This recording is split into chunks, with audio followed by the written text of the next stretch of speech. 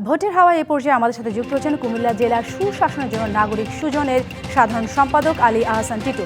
জনাব আলী আহসান টিটু, আপনাকে স্বাগত জানাচ্ছি স্টেট প্রেজেন্টস ভোটের হাওয়ায়। আপনার কাছে আমার প্রথম প্রশ্ন, সুষ্ঠু ও গ্রহণযোগ্য নির্বাচনের জন্য আপনারা কি ধরনের রোডম্যাপ তৈরি করেছেন? টিবিসি চ্যানেলকে ধন্যবাদ আমাকে যুক্ত করবার জন্য। আসলে সুষ্ঠু নির্বাচনের জন্য রোডম্যাপ তো সেটা নির্বাচন কমিশনের বিষয়।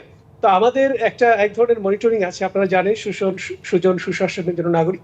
আমাদের আমাদের নেতা ডক্টর বদিউল আলম স্যার, তিনি নির্বাচন ব্যবস্থার সংস্কারের চেয়ারম্যান ছিলেন।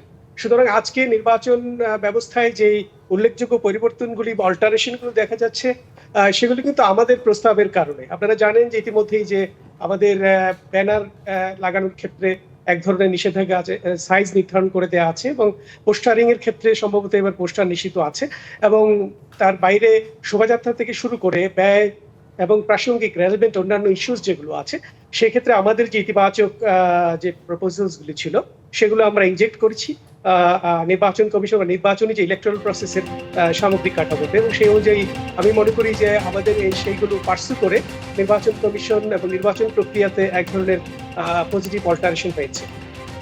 আচ্ছা, আরেকটি বিষয় জানতে চাইবো যে আসন্ন ত্রয়োদশ জাতীয় সংসদ নির্বাচনে রাজনৈতিক দল ও অন্তর্বর্তী সরকারের যেসব কর্মকাণ্ড, তাদের কর্মকাণ্ডের জবাবদিহিতা নিশ্চিত করতে আপনারা কিভাবে কাজ করছেন?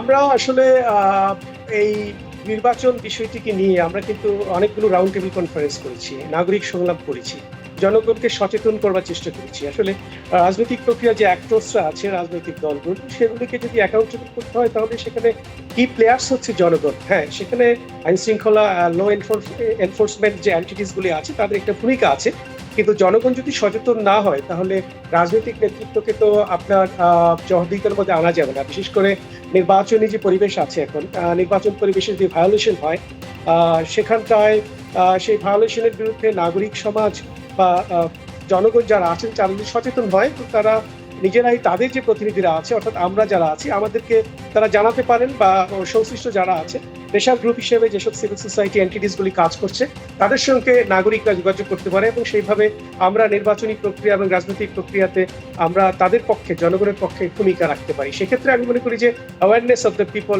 Is a very important issue.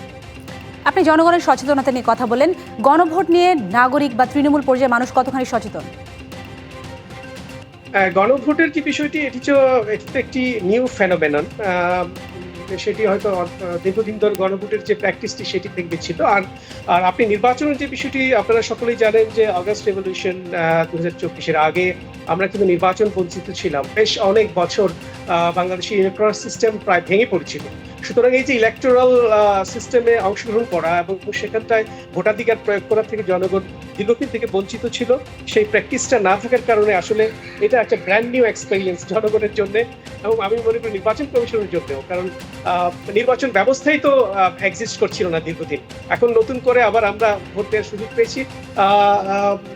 ছাত্রদের রক্তের বিনিময়ে রেভলিউশন হয়েছে, এবং পোস্ট রেভলিউশন ফেজে আমরা রাজনৈতিক কর্মসূচিগুলো পালন করতে পারছি, রাজনৈতিক দলগুলো জনগণের প্রতিনিধি এবং জনগণরা তাদের মতামত প্রকাশ করতে পারছে, এক ধরনের পার্সোনাল ইন্ডিপেন্ডেন্স এনজয় করতে পারছে।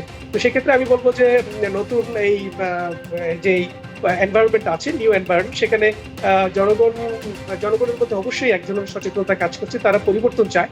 তারা আসলে যে রেভলিউশনের পূর্বের যে ব্যবস্থা ছিল, যে ফ্যাসিস্ট রেজিম ছিল, সেইখানটায় তারা যেতে চায় না। তার জনগণের ক্ষমতায়নের যে বিষয়টি আছে, পিপলস এম্পাওয়ারমেন্ট, এই বিষয়ে জনগণের ধারণা আমার মনে হয় কিছুটা হলেও বিকশিত হয়েছে, এবং তারা নতুন কোনো সিস্টেমে হয়তো তারা যেতে চায়। তারা আগের যে সিস্টেমটি আছে সেই সিস্টেমটি।